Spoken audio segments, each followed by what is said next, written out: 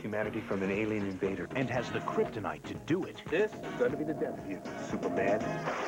Lois and Clark, Sunday.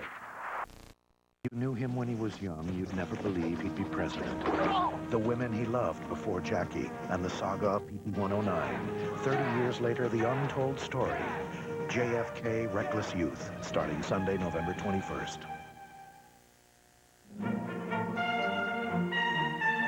Prime Time. How to be safe in America. Now from Washington, D.C., Sam Donaldson. Good evening. Tonight, at a time when the whole country is worried about violent crime, we are devoting our entire program to what you, your family, and your community can do to be safe. This is the Police Communications Center in Washington, D.C., the murder capital, as well as the national capital of the United States. There have been 406 murders here so far this year.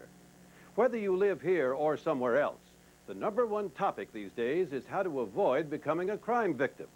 That is the theme of our program tonight. What you can do right now to be safe in America. Diane? Well, for perspective, Sam, I'm out in the suburbs. This is Englewood, New Jersey. Out here, you are only half as likely to be the victim of violence as you are in the cities. But the concern is the same, because even though overall crime went down last year, violent crime is on the increase, with a new type of criminal who seems to seek out violence for sport. We want to emphasize that our purpose tonight is not to increase your fears, but your level of information in case one day you need it. We'll start now with that hot new crime, carjacking. Judd Rose talks to Chicago homicide detective J.J. Bittenbinder. When this goof steps into the arena, he knows what he's going to say, what he's going to do, what he's going to take, and where he's going to run. And what do you know? Nothing. You have one who is prepared and one who is not prepared. That's why they win. They are not smarter than you are. I've been throwing these guys up against the wall for 22 years. There are no Mensa cards in their pockets. America's criminals have taken their act on the road. One of the fastest rising road crimes is carjacking.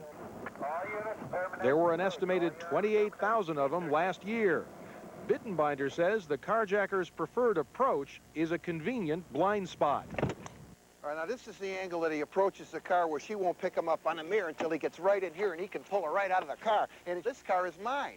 Okay, considering all of that, how do you prevent it? What do you do if it happens to you? The first thing you got to do is keep the door locked and the window up. If I can't get to her, I cannot pull her out.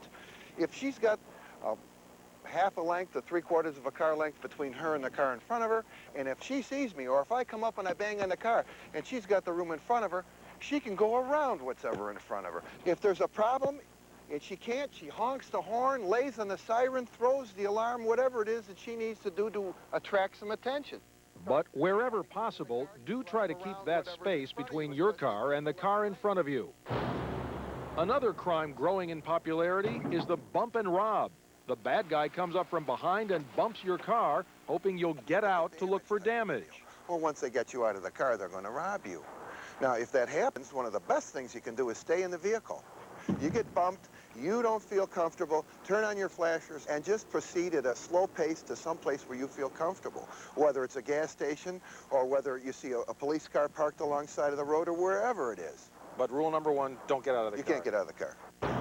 Even, he says, if you're being waved over by what looks like an unmarked police car.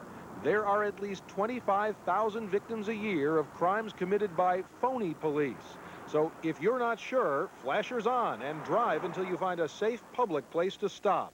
If he needs to stop you before you get there, this guy can show you lights you've never seen colors like this before. He can call in helicopters, he's got bullhorns, sirens, he can bring a uniform car with all the stripes and the guy with the smoky bear hat, and you're sure this guy is the police. But what if, despite your best efforts, you end up out of your car? Bittenbinder's firm on this: do not get back in. What if a guy points a gun and says, get in the car? Bittenbinder says the chances he'll actually shoot are far less than you think. If he does shoot, odds are he'll miss. And if you are shot, it's even less likely it'll be fatal. Well, that may be controversial, but Bittenbinder says getting back in the car leaves you no chance at all. You know, the women and the children and the men, the bodies of these people that we find in the woods and the forest preserves, these people were not walking through the woods when they were attacked. They were brought there, and they were brought there in a car. If you get into the car with this guy, you're not going to be back. On city streets, beware of the smash and grab. Let me ask you a naive question. That looks pretty solid. How easy is it to smash one of these? Well, it's pretty easy. So easy, it takes nothing more than this tiny bearing from a car wheel. Show me how it works. Works like this.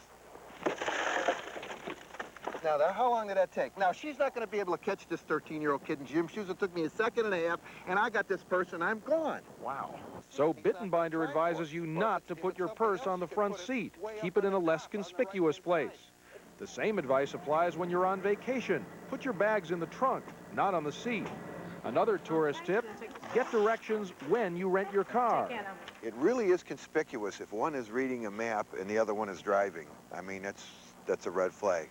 That, like much of Bittenbinder's advice, may seem sort of obvious. But he believes you can go and buy all sorts of bells and whistles and clubs to protect your car, and in the end, the best defense is still common sense. Trust your instincts. Just before any of these crimes occur, the hair on the back of your neck stands up, and that's your warning. That's 200 million years worth of evolution, grabbing you by the neck and saying, get out of here. If you can afford it, Bittenbinder believes everyone should invest in one security device, a cellular phone for your car. So if you're in trouble, you can call for help. Well, whether it's carjacking or assault or even murder, today's criminal is often much younger than ever before. In the decade of the 80s, violent crime committed by juveniles 10 to 17 years of age increased 27%. Homicides committed by juveniles shot up 87%. Can anything be done to reverse this trend? Yes, according to some communities, as you're about to see. Do you know what the charge against you is, Cece? Yeah, What is it? murder. And how old are you, Cece? 13. 13-year-old Cedric Green, known as Cece, is one of 4 juveniles charged with murder in the death last September of a British tourist in Florida. 3 of the 4 were first identified as suspects through a program called SHO, S-H-O, which stands for Serious Habitual Offender, a program aimed at cracking down on juveniles that was proven effective a continent away in California. Society is fed up with what these kids are doing, and they're saying, that's it, lock them up, throw away the key, and that's what we've done. About an hour's drive north of Los Angeles, in a fertile agricultural valley, lies one of the safest cities in America, Oxnard, California. Population, 149,000. Actually, we had a serious crime problem in the 1970s. David Keats is the senior crime analyst for the Oxnard Police Department. We found that about 2% of our kids that lived in our city, in Oxnard here, committed about 50% of all the felonies committed by the total population of kids here. In 1983, Oxnard decided to get tough on the troublesome 2% by trying out a Reagan Justice Department program called SHO for Serious Habitual Offender. I really call it kind of the in-your-face approach. Chief of Police Harold Hurt says the first step in the SHO program is to encircle the troublemakers. We get the school records, we look at his parents, his relatives, to see what kind of criminal activity they've been involved in. You know, our job is to scare all that information up and get it into the system. Corporal Marty Meyer and his fellow officers hit the street shooting, with cameras, that is. Okay, one full length and you're done, bud. They stop suspicious youths even though they're not certain any crime has been committed and take mugshots. They capture every detail, from style of clothing to identifying marks. This youth had the telltale tattoos of a local Latino gang. And then the information gets sent back to our crime analysis unit. 2 civilians work full-time putting the data, photos and all, into computers, tracking those juveniles considered most likely to commit a serious crime. They produce a monthly book of case histories for each police officer. But the real payoff comes after a problem juvenile is caught in a serious violation of the law. The next stop is court. When the kid is standing before that judge, the judge knows this is not the first time he's stolen a car, this is not the first time he's done a burglary. This, in fact, is the 15th time he's been arrested. He's committed X number of crimes, and you don't have your typical, you know, problem kid here. You've got a career criminal. This happens to be 15. Oxnard's file on this 16-year-old helped put him in prison for 14 years. He was one of about 30 hardcore juveniles locked up in the 5 years after the program began in 1983. By 1987, violent crime had dropped by 38%, more than double the drop in any other California city. By 1989, rape was down 30%, robbery was down 41%, murder was down 60%. Crime picked up in 1991 when juvenile gangs came into vogue. But Oxnard retooled its show program to focus on gangs. And this year, violent crime is dropping once again. But there are really two Oxnards to consider here, divided in classic fashion by the town's north-south railroad tracks. One side definitely feels safer because of this program. But the other side says it has to pay the price, which is unfair. You definitely get treated differently if you're in this neighborhood than if you're across the tracks. Deputy Public Defender Christina Briles says here in the Latino neighborhoods, the police stop people randomly without cause and hassle them. And to what end? I think locking up is just a Band-Aid effect, because eventually they're going to be out again, back in the community, and we're going to have to deal with them on another basis. But such worries are decidedly in the minority here. And back across the continent, the murder of a British tourist at this Florida rest stop only increases support for the serious habitual offender program. It turns out Tallahassee has a show program modeled after Oxnard's, which turned out profiles of potential suspects, leading police to 3 of the 4 youths charged, including 13-year-old Cece Green, who, while pleading innocent to murder, admits to stealing cars, a pastime he says is fun. I know I shouldn't have been doing it, but I do it anyway. Why? Because I don't think I'm going to get caught. But when you got caught, what'd you think then? I just was caught. I ain't think nothing. Because I knew what they were going to do. Was it fun? Huh? Was it fun? Yeah, fun to me. In days gone by, Cece Green would have been seen as a mixed-up kid who needed more help than punishment. But he is now charged as an adult with first-degree murder, a reflection of a hardening attitude toward juvenile offenders across the country.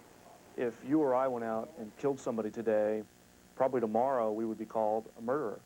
And all we're doing is calling these kids what they are. They're serious habitual offenders and they need to be locked up. Just yesterday, the Florida legislature passed a law which makes it illegal for anyone under 18 to carry or own a gun, except for hunting and marksmanship. As for the serious habitual offender program, it is spreading across the country. 41 cities and 2 states now have similar programs. Coming up, a frightening experiment. You've told your kids over and over never to talk to strangers. But could they be lured away by a friendly man who says he's lost his puppy? Make them understand they have the right to say no. They have the right to push people away. Also, sealing yourself off from crime. If you're not on this list, you will not get in this post. Communities across the country that are putting up fences and walls to keep the criminals out. When prime time continues. To fight with courage, to love with passion, to live with honor. You are the only person I can trust. This is Carlito's Way. Got a dream, baby. Time magazine calls it breathless bravura movie making. Al Pacino is electrifying. Sean Penn gives a knockout performance. Penelope Ann Miller is stunning. And People magazine raves it's a great film. Carlito's Way, rated R. Starts tomorrow at theaters everywhere. There's a perfect wine for every occasion. This afternoon, John has chosen a Chardonnay from the cellars of Ernest and Giulio Gallo, 2 men who spent over half a century perfecting their art. What could be more perfect?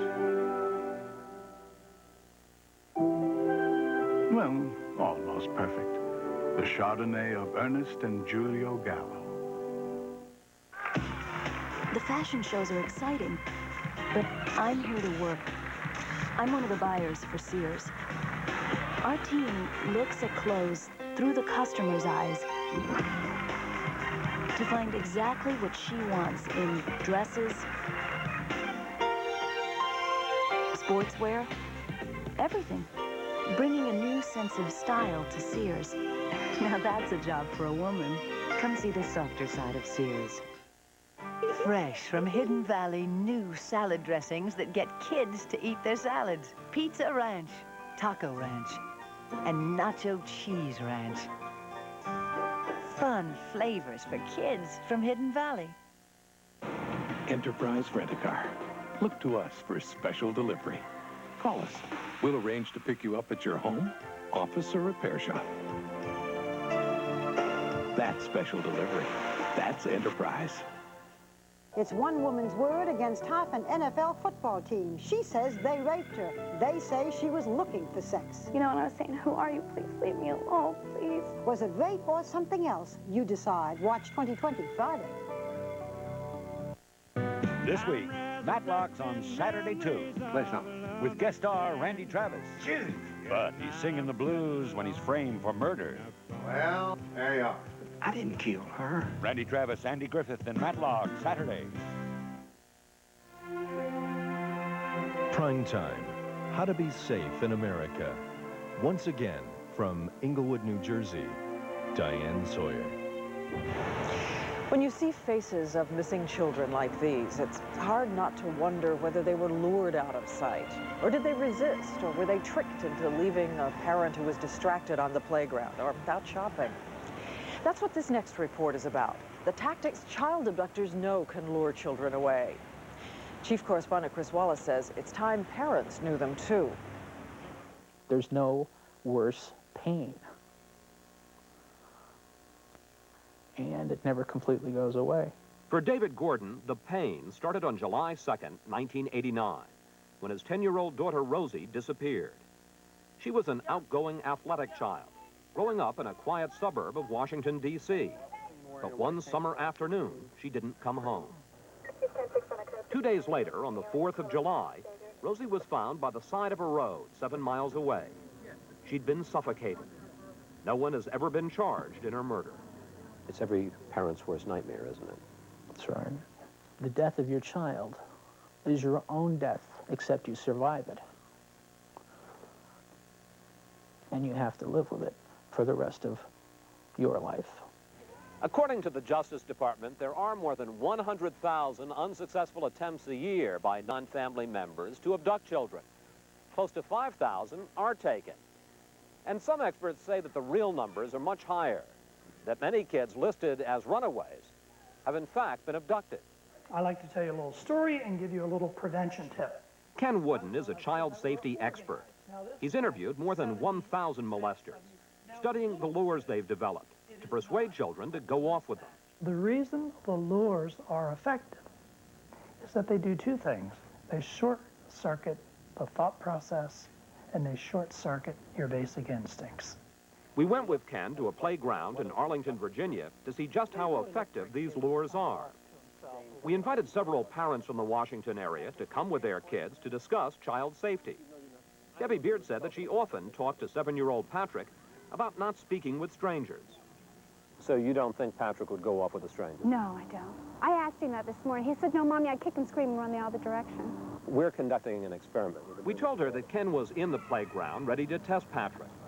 She agreed to watch a TV monitor with us as Ken approached her son using the same lure that led a child to a park in Oklahoma 3 years ago, where he was brutally attacked. What's your name? Patrick? Here, Patrick. My little puppy.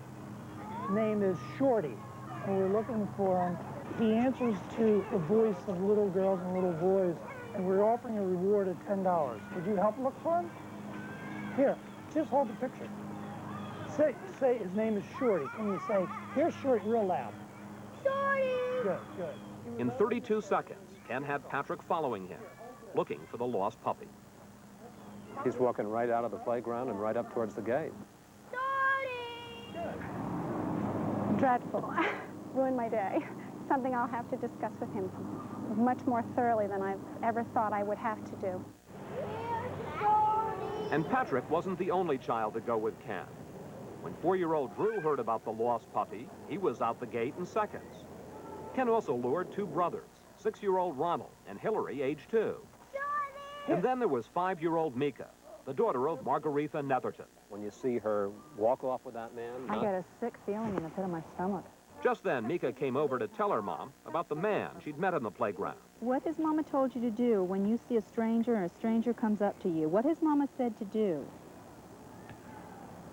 run away, but... Run away. Why didn't you run away? Because Could he that wanted me to find Shorty. What's the biggest single mistake that parents make in alerting their children to the dangers out there? Basically, they say don't talk to strangers.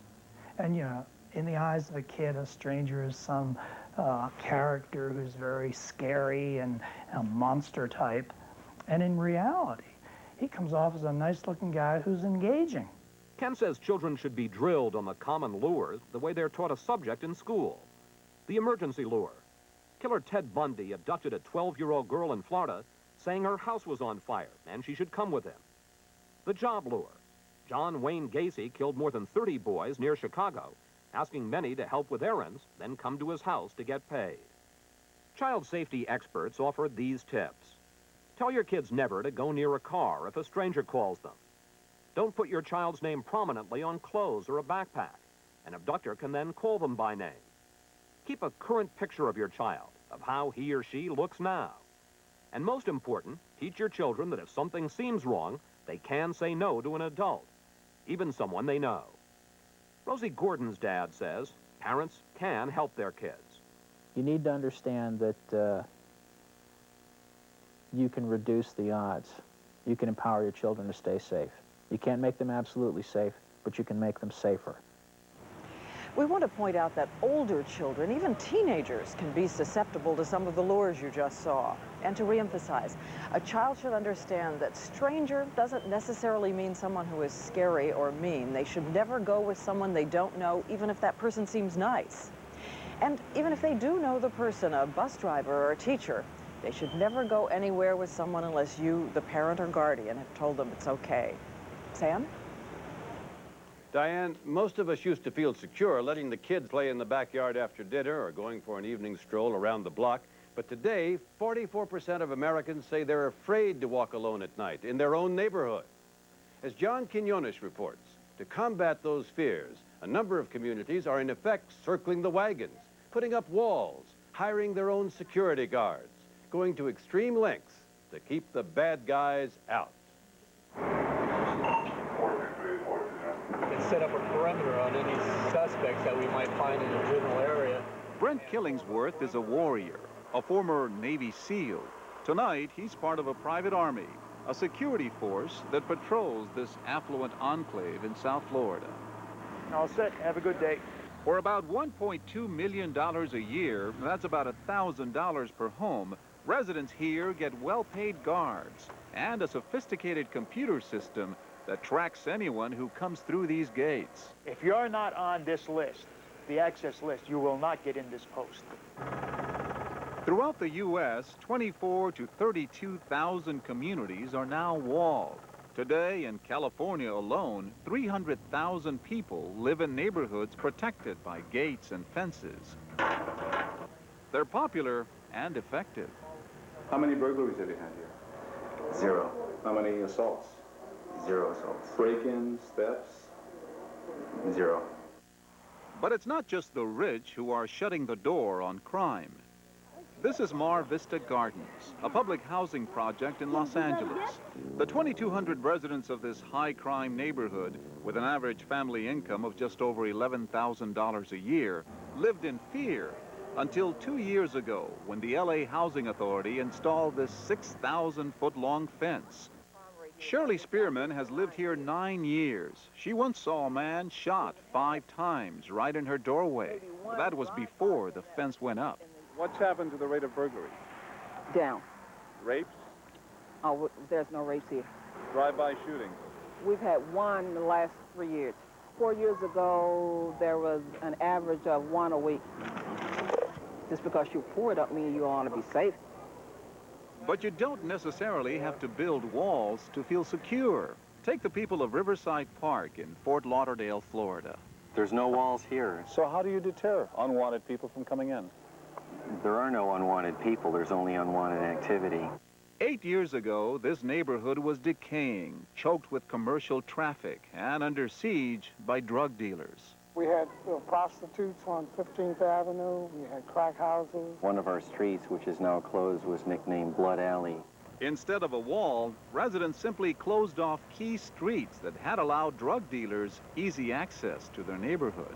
Cars would come down this street and they would sell drugs, and they would take off that way or go this way. So you built this barricade here? Yes. The cost to the city, $60,000. The residents did the rest. Some streets have simply disappeared, as if they never existed. We need to take our communities back ourselves, and that's what we've done. Not only are communities sealing themselves off, homeowners are doing the same, building safe rooms inside their houses. In Memphis, Tennessee, Custom Security Incorporated will construct a concealed room inside your home with concrete and steel walls and door that is independently ventilated, bulletproof, and fireproof, where you and your family can hide if criminals attack.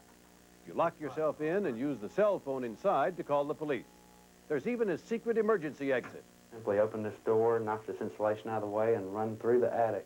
But these safe rooms aren't cheap, running anywhere from $10,000 to $25,000. Still ahead, the criminals are armed. Should you be too? Will a gun in your home dramatically increase your chances of tragedy? And some ideas to take the guns away from the criminals. When Prime Time continues after this from our ABC stations. This is a Newswatch update, sponsored by Batchelor & Bojack, attorneys at law. Good evening, everyone. Here's a look at some stories we're working on for Newswatch at 11. Computers can broaden a child's mind. They can also expose them to pornography.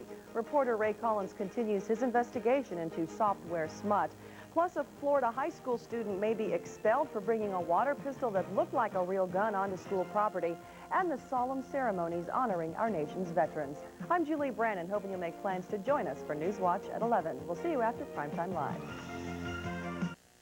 Bring the beauty of a quality dining room into your home just in time for the holiday season at savings of 20 to 58% only at Robb & Stuckey, Florida's leader. John Scanlon does it again. If you've been looking for a new Murphy Sable wagon and found limited availability, we've got good news for you. Fort Myers Lincoln Murphy has just received a special shipment of new Sable wagons, and the best news is we're selling them at $5,000 off factory sticker price. That's right, $5,000 off Murphy Sable wagons while they last. All with anti-lock brakes and all with driver and passenger airbags. Come in now for best selection. Fort Myers Lincoln Mercury, where you'll get a deal you'll feel good about. You're ready to buy a boat, and this is the place. The Fort Myers Boat Show. Larger than ever. Hundreds of new boats. Fishing, diving, safety and maintenance seminars. Boating products, nautical fashions. This is the first boat show in Southwest Florida since the repeal of the 10% luxury tax. And dealers are ready to make incredible deals on all new boats. November 11th through the 14th at Harborside Convention Center and the Fort Myers Yacht Basin. Follow the signs to downtown parking and catch our free shuttle to Southwest Florida's biggest boat show. Alicia Allen brings dedication to WeView's Newswatch.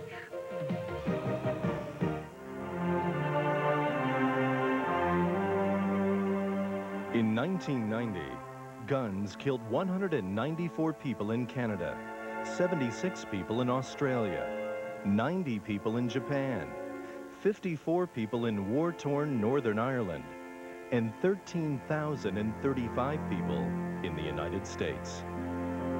When you hear numbers like those, it's hard not to think something is out of control in the country, something to do with the 200 million guns we all have. That's one for nearly every man, woman, and child.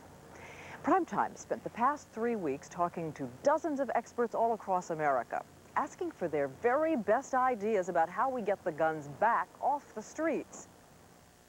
34 states do have some kind of gun control legislation, and the federal government is considering more. But there's no definitive proof that laws keep guns out of the hands of lawbreakers, fueled by drugs and poverty. At least 24 cities have taken another step, offering money, roughly $50 for every gun turned in. Thousands of guns were turned in, but again, no proof it's reduced violent crime. The two most original solutions we found were these.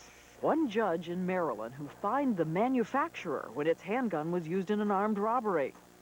And one senator, Moynihan of New York, who said guns may be forever, but there's only 4 years of ammunition available right now. Why not try to tax some of those bullets out of existence?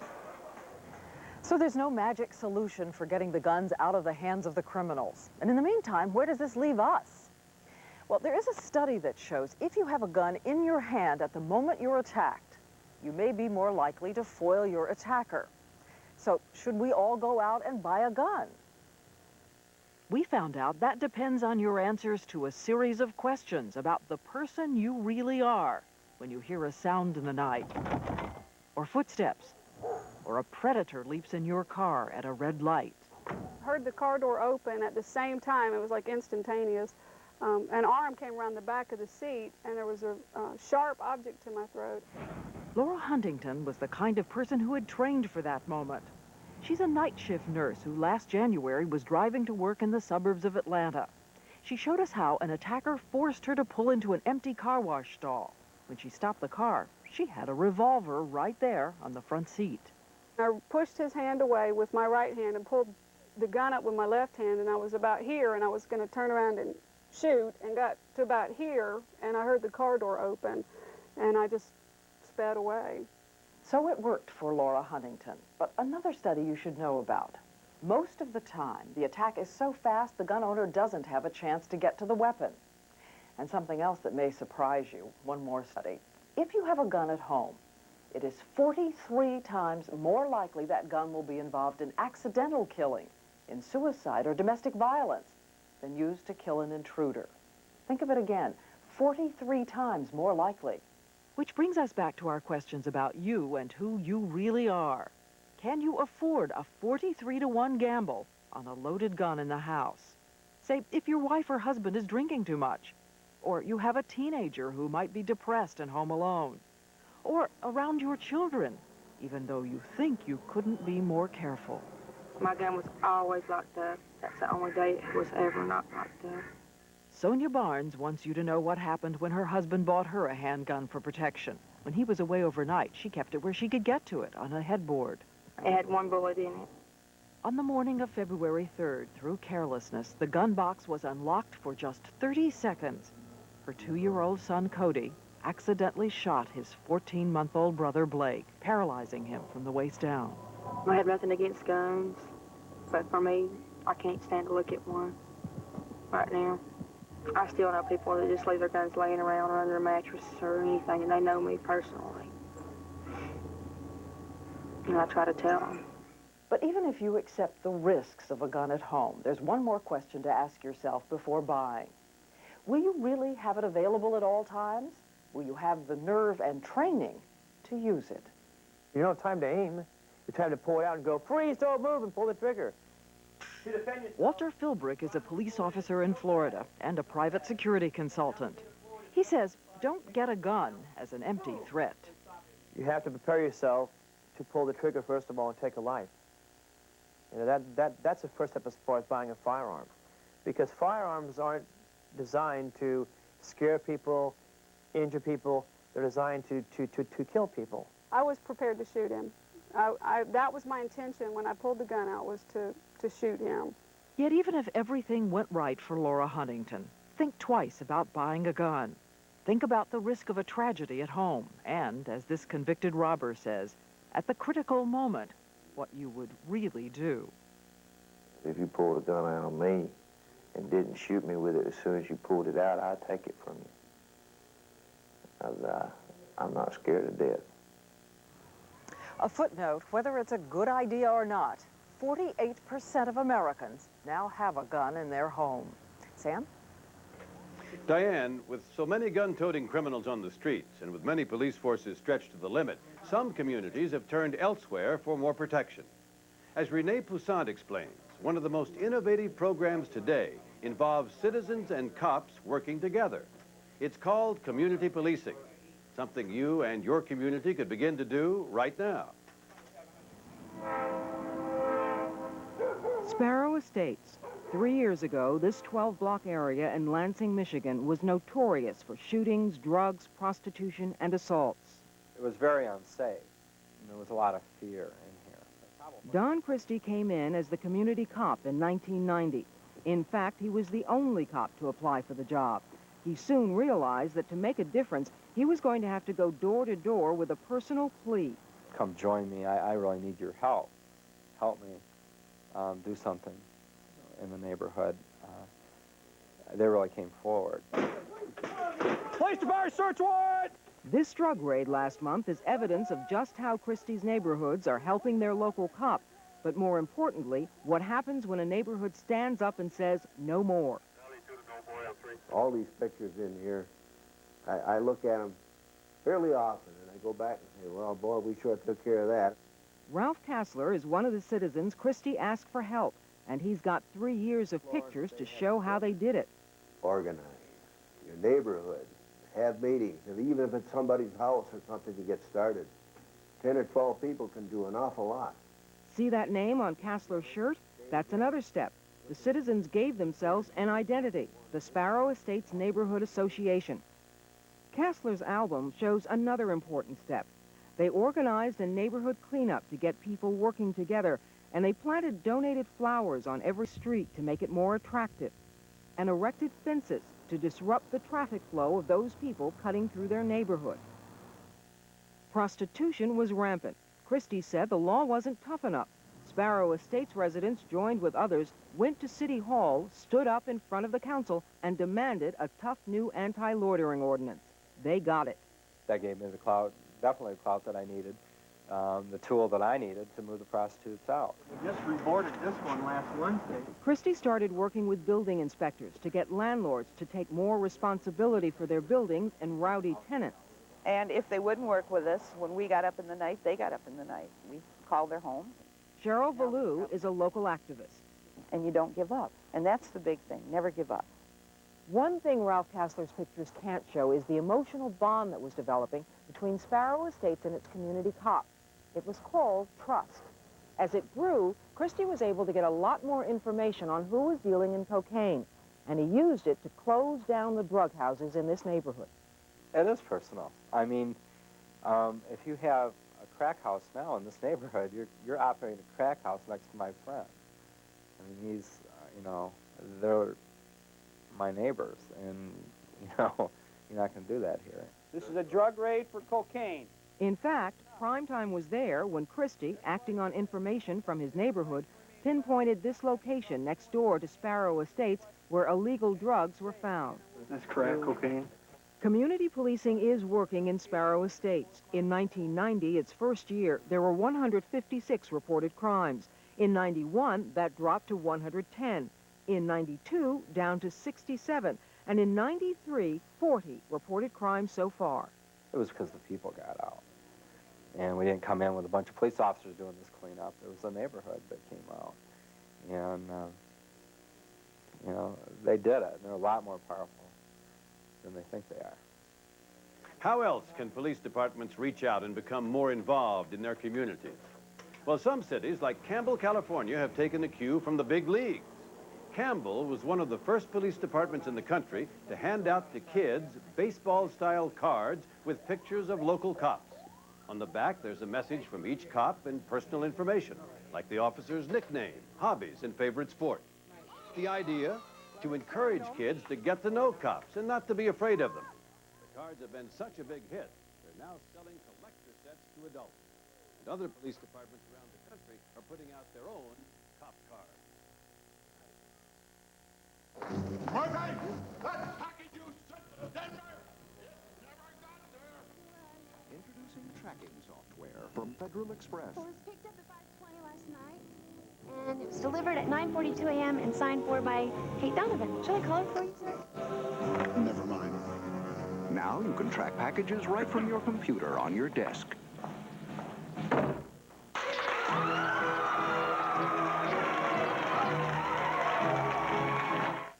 Save right now. Buy 3 Goodyear tires at the regular price, get the 4th tire free. That's right. Buy any 3 of these Goodyear tires at the regular price and get the 4th free.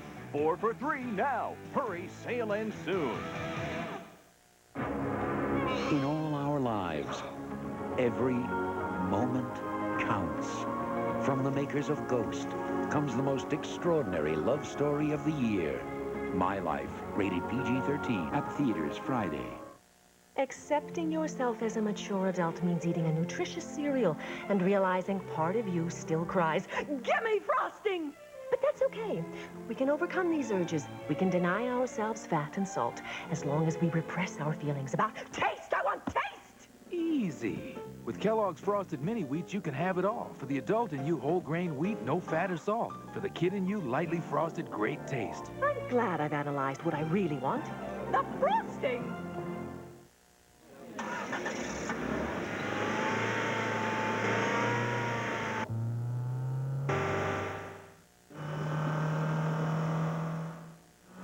"24 hours a day for more than 2 months. That's how we develop and test the engine of the Honda Civic. No wonder the Civic lasts such a long, long time. Heck, it even outlasts our engineers. If someone committed an unforgivable crime against your child, I don't understand. and the law set them free, I have no choice but to dismiss all charges. what would you do? How do you see yourself, as a vigilante or a hero? Leslie Ann Warren, Annette O'Toole, Bruce Davison. Your wife was the only person who had the guts to do it. They called her a hero, but did she have the right to take a mother's revenge? Sunday. Monday, you're on a superhighway, suddenly surrounded by fog. It's a multi-car collision. In this town, it happens over and over. Killer, fog, a freak of nature, or a man-made menace. Forrest Sawyer, Day 1, Monday at 8, 7 Central. It's estimated there were more than 1 million muggings in this country last year. Now we're going to hear from one woman who was attacked and the lessons she learned. It happened 3 years ago in San Francisco. It was around midnight, and our own Sylvia Chase was on her way home. From the News Center for Northern California, Sylvia Chase. No, it wasn't prime time. It was KRON-TV in San Francisco, where for 5 years I anchored the local news. Good night. It's all the news we have to now. I'm Sylvia Chase. It was the evening of July 19th, 1990. And later that night, I filled in for Larry King on his radio talk show. We were taking calls about crime that night. They can't cope with the mafia right now. They can't cope with their own drug problem right now. Crime not in the U.S., but in Russia. It was around midnight when I finally made the 5-minute drive to my house. I came down Hyde Street, the famous cable car line. So I turned right into my street. I pushed the clicker to get into the garage, and as I was doing so, I saw a car pull to the curb across the street and turn its lights out. Moments later, I noticed a kid running up the street really fast, and then another kid running up the street after him. I pulled into the garage, and I pushed the button. The garage door came down. Clunk, clunk. I could still hear the noise. And I came sort of around to my entryway. So I came through this unlocked gate, something I'd done hundreds of times before. And I walked up the stairs, and when I got to this landing, that's when I heard the noise. The sound of a person rushing up a brick staircase. I was so frightened. I can't tell you how hard it is, that split second when you say, I've got to scream, but you just can't. And then I felt this awful feeling, the violence of the way he grabbed me in this chokehold and jerked me. And I actually kicked him down the stairs backwards. And that was when I said, oh my God, here's another one coming up the stairs. So now I've got these two guys, and we're tussling, and I'm screaming bloody murder. Everybody came out of their houses. Then these guys started to beat a retreat. One of them came back and wrestled the bag out of my hands. And then you could see them. They jumped into this car. Sergeant Dan Greeley is with the San Francisco Police. When the officer responded that night, we were standing right here, and he said to me, you should never have fought. Why did he say that to me? The suspect may try and overcome your resistance and struggle with you, and it's going to subject you to more injury. So what could I have done to prevent being mugged that night? Well, in the first place, when I saw that suspicious activity on the street, I should have just kept driving around the block. And then this gate, you'll see it's locked now, but it wasn't locked that night. It would have been if I'd listened to this man, Ferlicious Wyatt, with SAFE, a crime prevention service. He'd told me to lock that gate and to install spotlights when he surveyed the property fully 2 years before I was mugged. But I felt a little less foolish when Wyatt said I'd done the right thing to struggle. You're here. You did the right thing. You acted correctly. My hat's off to you. If there's one thing I learned, it's that I never should have gotten out of the car that night. Next time, I'll trust my instincts and keep on driving. We want to make it clear that experts say there is no hard rule about whether you should or shouldn't fight back if you're attacked. And what about spraying your attacker with one of those chemical repellents? Mace, which is essentially tear gas, will cause tearing, choking, and a burning sensation. But it's not very effective on people who are high on drugs or alcohol. Pepper spray, made from hot pepper extract, produces an intense burning sensation that can instantly close the eyes of an attacker, including people under the influence of drugs or alcohol. Most police prefer pepper spray because it's more potent than mace. But you should know pepper spray is illegal in Wisconsin, and mace is illegal in Wisconsin, New York, and here in the District of Columbia. Now for an exercise that could save a life, maybe even your life. You just got off the train and you're walking to your car.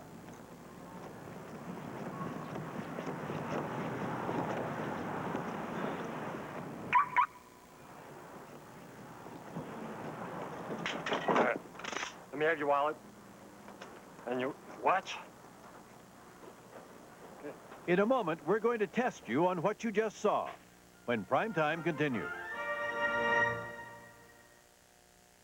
Oh, Mr. Energizer Bunny, out for a stroll.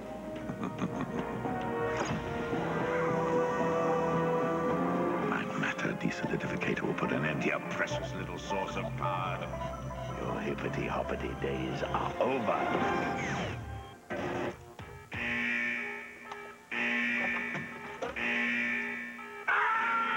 Still going. Nothing outlasts the Energizer battery. It keeps going and going. Want a really nutritious cereal? You should be eating Kellogg's Complete Bran Flakes. The usual, please. Complete Bran Flakes has twice the fiber of that cereal. I'll try that one. Kellogg's Complete Bran Flakes has twice the vitamins and minerals. The only one with high fiber plus 14 vitamins and minerals, including beta-carotene. I'll have Complete Bran Flakes. High fiber plus vitamins and minerals. Kellogg's Complete Bran Flakes. Imagine a wonder drug that could help reduce minor arthritis pain, so the Panthers wouldn't lose their star shortstop. One that studies show could actually help prevent second heart attacks, so families could gather for years to come. A wonder drug? Yes, it's Bayer Aspirin, the wonder drug that works wonders. Lysol spray use number 72, the busiest seat in the house. Lysol disinfectant spray. There's nothing this can can't do. Within us all lies a hidden child. A child whose heart soars with the magic of earthbound flight. A child who sees adventure in every strip of road. The simple design and pure uncluttered performance of Ford Probe GT. A pure and simple sports coupe designed to release your inner child and teach him to drive.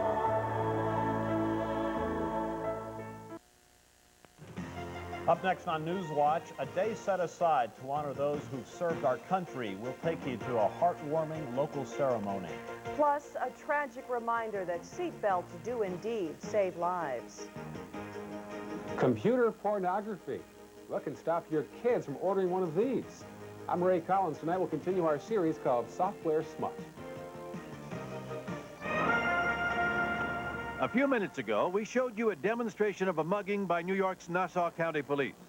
Now, to put your memory to the test. If you're the victim, here are some key questions police will need answered if they're going to catch your mugger. Was your attacker a man or a woman? Ours was a man. What about race? Ours was white. How tall? Ours was 6'2". His weight? Our attacker was 180 pounds. What color was his hair? Ours had blonde hair. Physical characteristics are important. Did he have a scar, tattoo, beard, or mustache? Ours had no identifiable marks, but he was unshaven. What was he wearing? Our attacker was wearing a black vest over a black and red check shirt and black jeans. Was he right or left-handed? Ours was left-handed, or at least he had the gun in his left hand. The point is, you need to be alert and pay attention so police can put together an accurate description. It's the only way to catch your attacker quickly. We've heard a lot tonight about using common sense and alertness to reduce vulnerability to crime. For instance, do you open the door to everyone who knocks claiming to be a delivery man or a postman? And should you? We have some additional thoughts on how criminals choose their victims from people who should know what they're talking about. People like Florida police officer and safety expert Shawnee Frost and inmates at the state prison in Bullock County, Alabama. It's hard, to try to describe how I pick my victims. But I would have to say it was people in places by themselves, with nobody around, isolated areas. You do need to understand you are more likely to become a victim when you're alone. Parking garages, deadly. There's all kinds of places to hide. I know guys that hide under cars. All they got to do is reach out from under the car and trip you up. And that's it. You don't want to go to automatic teller machines alone, especially when there's walls, shrubbery, etc., that conceal your view of what's around you. There's too many places for people to hide there. If you're walking and you're going to have to turn a corner, don't cut the corner. Walk out wide and look around the corner so you can see what's coming.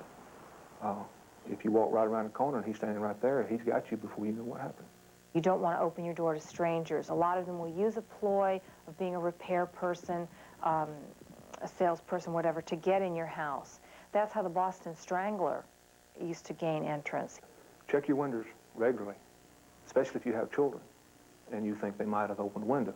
Installing good deadbolt locks, okay, not the little tiny ones. You need to have a good half-inch, inch-long deadbolt and have solid frame doors that can't be pried easily. You want to keep your shrubs well trimmed and away from the windows. You want to make it harder for somebody to hide.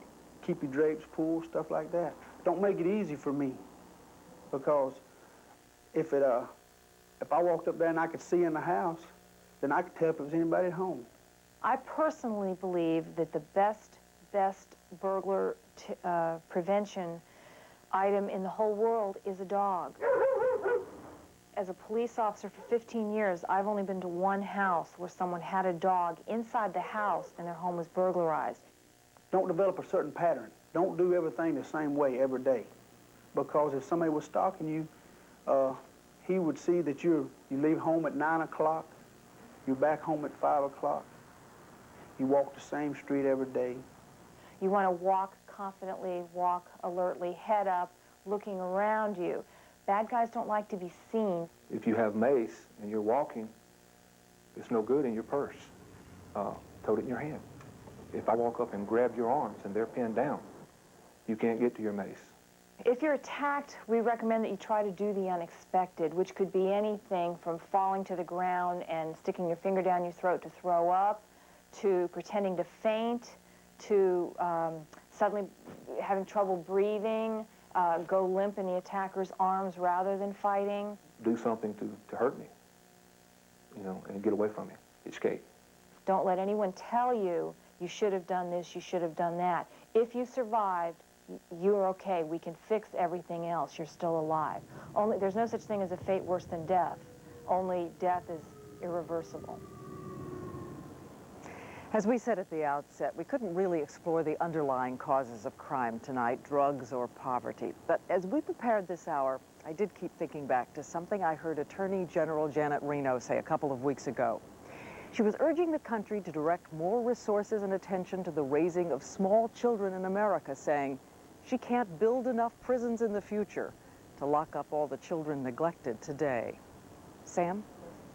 Diane, in the long run, our safety lies in changing conditions and attitudes. Simply learning defensive techniques or even locking up criminals aren't long-range solutions.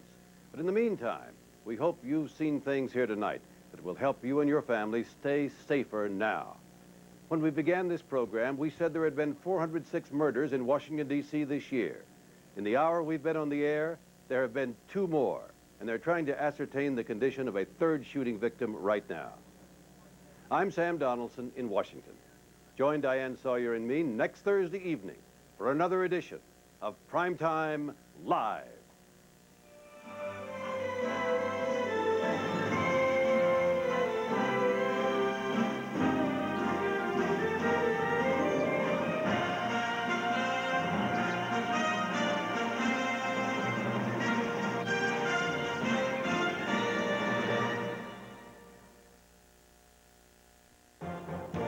The American Broadcasting